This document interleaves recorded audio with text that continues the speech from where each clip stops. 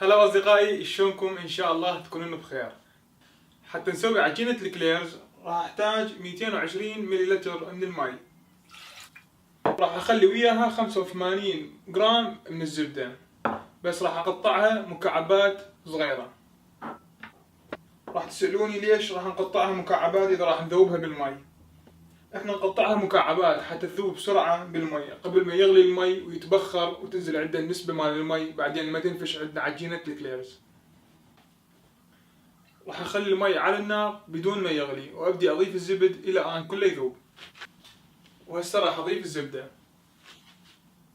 وعندي هنا سيف راح اخلي بيها 105 جرام طحين عادي،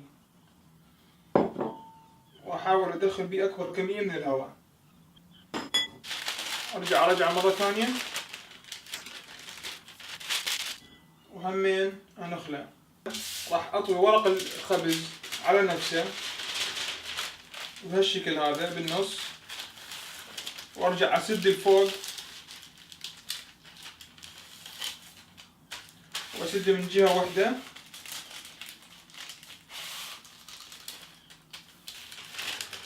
وهذا نسميه شوت. راح يساعدنا نمسك الطحين ونخليه بالجدر بايد واحدة. هسه شوفوا اصدقائي، بدا عندنا الزبد يموع. طبعا انا طفيت النار. هسه راح اضيف الطحين واحرك على السريع.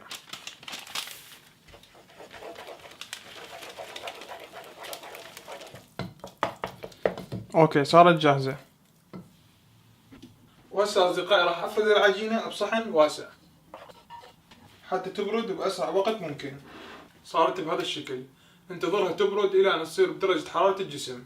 هسه انا احتاج 3 بيضات بدرجة حرارة الغرفة، بس انا نسيت اطلعهم من الثلاجة، فشوف ايش راح اسوي. 3 بيضات اخليهم بقلاص من مي، واخلي فوقهم مي دافي،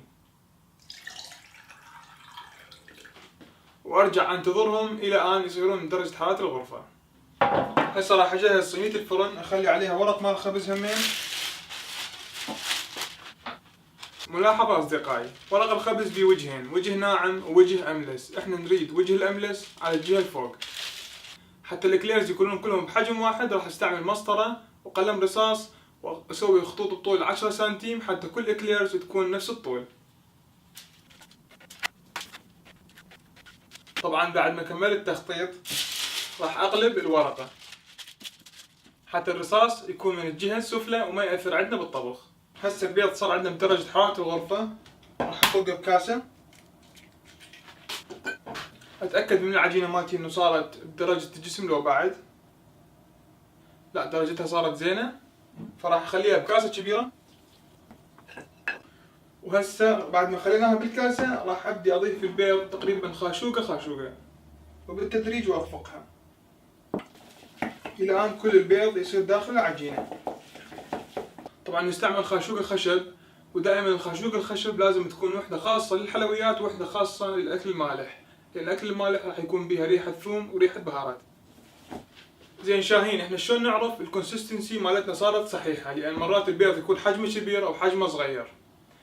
لازم نوصل مرحلة بالإنجليزي يسموها reluctant drip consistency. راح أشوفكم شلون. يعني إذا نلزم الخاشوقة مال الخشب ونخلي بيها العجينة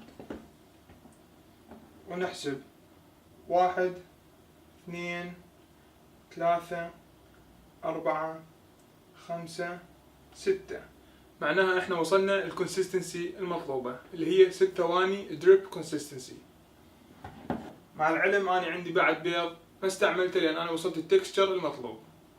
هسه راح اخلي العجينة مالتي بالبايبنج باج، نلزمها بهالطريقة هذه وندخل ايدنا من جوا. وهاي العجينة مالتنا صارت جاهزة. هسه ابدي اخلي العجينة بالصينية. احتاج كوب مي صغير، اخلي اصبعتي بيه، وشكو اطراف عندنا حادة لازم اسقلها واعدلها حتى ما تحترق عندي بالفرن. وقبل ما ادخلهم بالفرن بقى عندي هنا بيض راح ادهنهم بالبيض. وهسه اصدقائي راح ادخلهم بالفرن على درجة حرارة 200.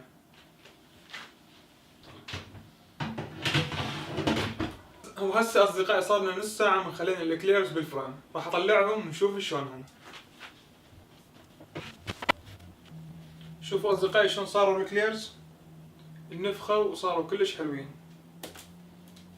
وصاروا كريسبي، بس انا اريدهم يكونون كريسبي اكثر. ايش راح اسوي؟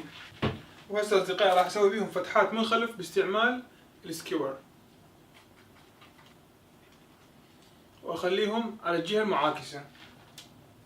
وهسه اصدقائي سويت بيهم فتحات من الخلف وقلبتهم على الوجه، وراح ادخلهم مرة ثانية بالفرن حتى يصيرون كريسبي اكثر.